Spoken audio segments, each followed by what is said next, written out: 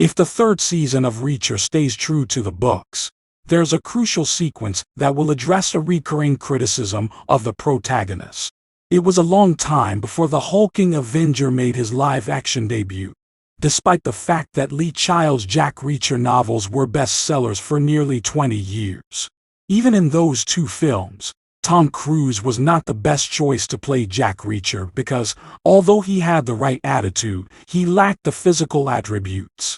Alan Ritchson, who appears and acts like he stepped out of a child novel, was cast to rectify this in the Amazon version, with the adaptations of Killing Floor and Bad Luck and Trouble for the first two seasons, respectively.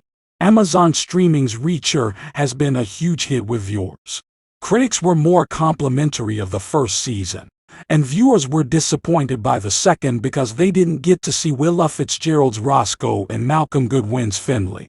In the third season of Reacher, which is now in production, the main character will go undercover inside a criminal organization in order to find an old enemy, much like in the book Persuader.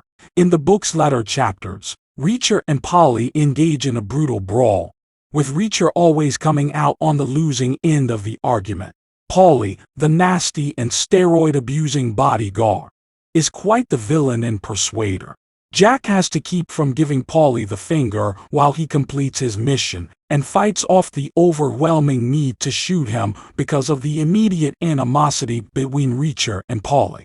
Later in the novel, Reacher and Polly get into a brutal altercation, and Reacher ends himself on the losing end of it. Their antagonism has reached a boiling point. It would be disappointing to reveal the winner of the Reacher vs. Polly brawl that will take place in Season 3, but it will solve certain concerns regarding Reacher's perceived invincibility. Ritchson has grown into an even larger tank after the series premiere.